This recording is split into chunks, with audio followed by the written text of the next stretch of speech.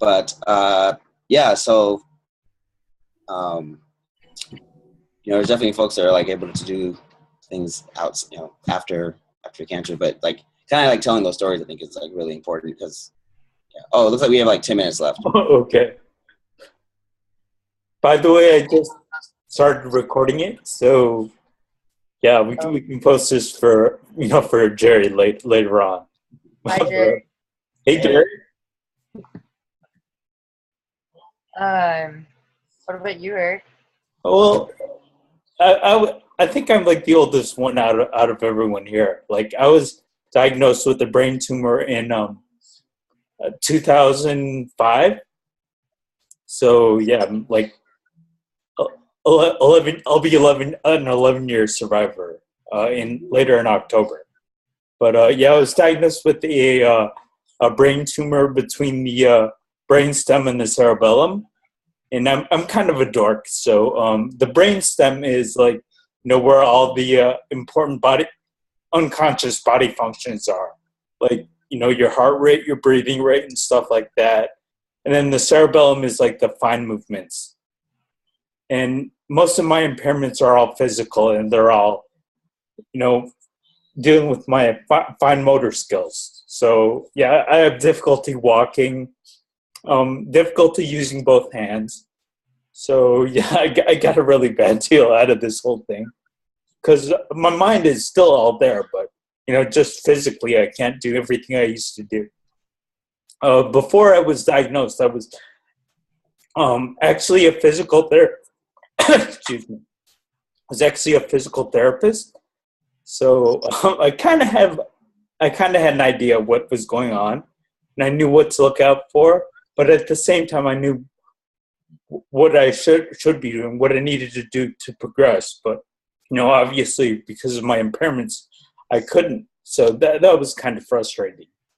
So yeah, definitely, it definitely opened up a lot of doors for me because I didn't know what I was going to do after I got diagnosed and I had my treatment because my job was pretty much over. So I had to figure out what I wanted to do. And what I do now is obviously I run Mass Kickers Foundation, which is kind of different.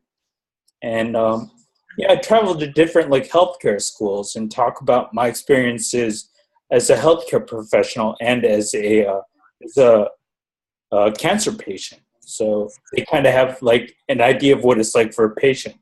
And I think it's great. It's great. And that's something that I found lacking in healthcare professional schools. And I'm pretty sure medical schools. That's why I really like going to different health education programs and talking about survivorship because they don't get that in school. And I think that'll only help everyone. All healthcare professionals and patients in the future deal with the unique issues that we have as survivors, so they understand what we're going through.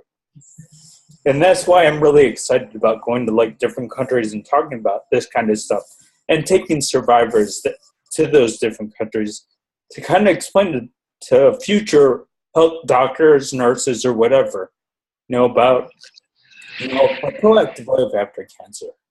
So yeah, that's kind of why we're doing everything. There's definitely a need for us to tell our stories and to show them real patients. Because one thing that I've noticed is that a lot of students don't get a lot of one-on-one time with patients, and they don't hear the stories. So that's the main reason why we're doing this. I think they're really open to learning too, because even during my surgery, I was at Stanford for my treatment, so a learning, hospital, and one of my surgeons actually, a student that was in on my surgery, he contacted me later just to see what my treatment was, because at that time at my surgery they didn't know exactly what type of cancer it was. So it's interesting to see this side of it now a year later. But I think they're really absorbent and want to get to know you. So Hello. Jerry, oh, you saw that. Hey, Oh, Hi. hey. this is Gerri. Hey, what's up, Jerry? Glad you could join us. Yeah, I think we Yeah. only have a few minutes left here, so, but, maybe we can start up a new meeting. Maybe Okay. you guys can start something up and invite everyone. But, yeah, we'll just finish the last 5 minutes here, and then, Kenya, do you think you could start a new meeting and invite people? Or Yeah, sure. Yeah, I could do that. Yeah. I don't think I'll be able to start up a new meeting. I have to get up early in the morning to go to work. I keep forgetting it. You're out in Wisconsin, right? Yeah, I'm in Wisconsin. I didn't realize I was laying in the bed waiting for the meeting to come, and I ended up falling asleep. No, I totally understand. So it's all good. Yeah, but yeah, Maybe we're just basically introducing ourselves. So Oh, okay. yeah, we'll do this again sometime. Yeah. It'll be good if we can do it a little, A little maybe a little earlier. earlier. What time are you usually free? I'm free after 5. Okay. So I get off of work at 5:00. So after 5, I'm free. But yeah, around this time, oh man, it gets so tricky because I don't know if I want to fall asleep or what. Yeah, I gotcha. Oh yeah. 5 o'clock. You're how many hours ahead of us? Or just 2 hours? Yep. So right now it's 11:42. Okay. Okay. So at 5 p.m. Yeah. that would be perfect for me. Yeah, that worked for me.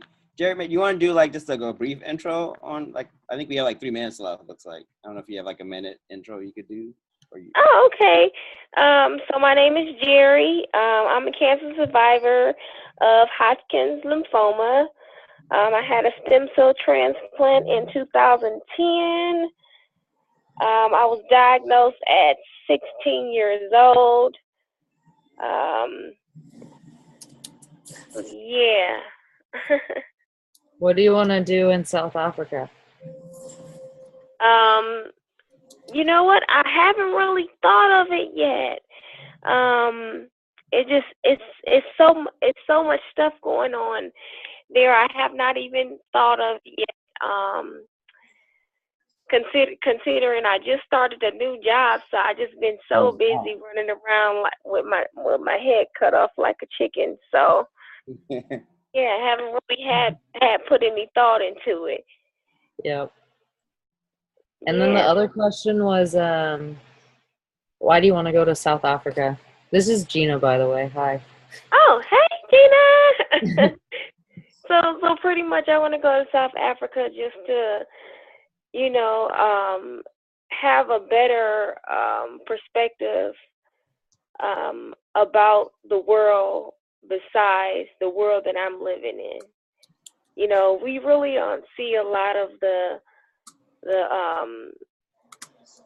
good parts of Africa.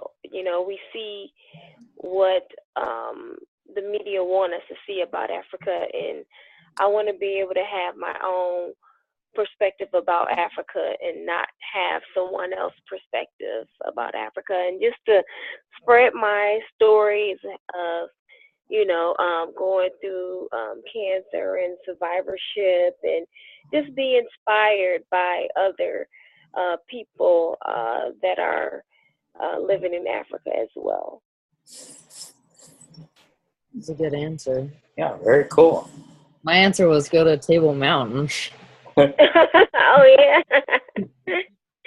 No, not well, kind of, but not all, completely. Yeah. Okay. Well, this is We have less than a minute left, so we're probably gonna lose it pretty soon. I was just going to say that. Oh. Yeah. Well, it was nice meeting you all on FaceTime or whatever you want to call this. Yeah.